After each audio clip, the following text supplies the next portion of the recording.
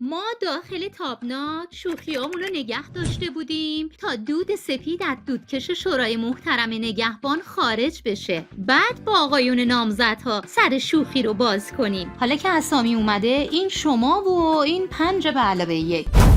مصطفی پور محمدی 64 ساله، بچه کرمون، وزیر کشور احمدی نژاد و دبیر جامعه روحانیت مبارز. البته واقعیتش اینه که ما خیلی جرئت نداریم با حاج آقا شوخی کنیم. شما بی زحمت خودتون یه شوخی خوب توی ذهنتون تجسم کنید و بهش بخندید. قرار ما این نبود. حاج آقا جسارتا به نظر نمیرسه قرار باشه رئیس جمهور بشید، ولی شما در عرصه سیاست یه پژو 504 آخوندی کلاسیک و اصیل هستی. به 5+1 خوش اومدید. سعید جلیلی 58 ساله، بچه مشهد، ساکن لویزون، عاشق خدمت و جهاد و تهدید و فرصت. عضو جامعه تیبا سواران ایران. برنی سندرز مناطق محروم که از یک انتخابات به انتخابات بعدی منتقل میشه. الان برای تأمین هزینه تبلیغات شماره حساب اعلام کرده و به هواداراش گفته همکنون نیازمند یاری سبزتان هستم. معلوم نیست ایشون اگه پس فردا رئیس جمهور بشه اون موقع بودجه دولت رو هم به همین شیوه از مردم تأمین میکنه. مذاکره کننده‌ای که برای حل مسئله هسته‌ای و تحریم هی به اروپا میرفت، اما فقط تونست پوشش کاترین اشتون رو صیانت و فیلتر کنه. علیرضا زاکانی 58 ساله، تنها بچه تهرونه، 5+1، شهردار تهرون، مدتی با چین و ماچین سر و سر رو نشست و برخاست داره. هر وسیله نقلیه برقی که اونجا تولید میشه رو داره ثبت سفارش میکنه. وزیر سمت هم بهش گفته برو من پشتتم. با روحیاتی که از آقای زاکانی سراغ داریم میشه گفت ایشون پیکان جوانانیه که موتور برقی روش گذاشتن. نگفتیم پیکان 47 که نگید سیاه نمایی کردیم.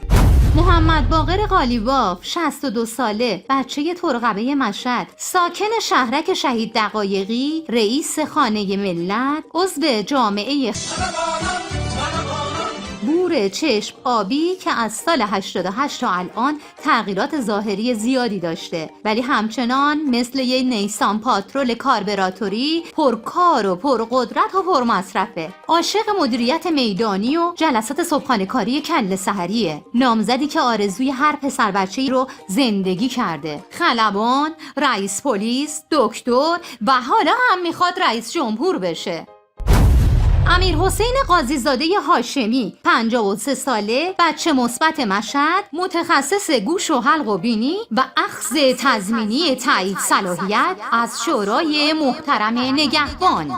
صاحب نظریه حل 3 روزه مشکل بورس و تکاندن سفره مقابل دوربین. اگر وعده بده که دستگاه پوز و مالیات پزشکان رو زیر سیبیلی رد میکنه، آرای الکترال جامعه پزشکی که فقط صبح میرن مطب و شب برمیگردن خونه به سمتش میاد. دکتر هاشمی در واقع همون ژیان تحصیل کرده یا رنو 5 خودمونه. رنو 5 بزن بغل.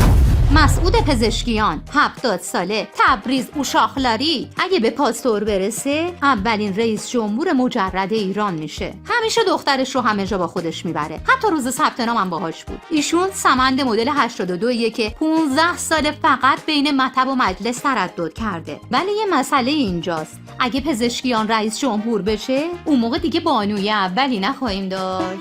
خب الان با نامزده آشنا شدیم، در هر حال باز دوباره کار و زندگی ما لنگ 5+1.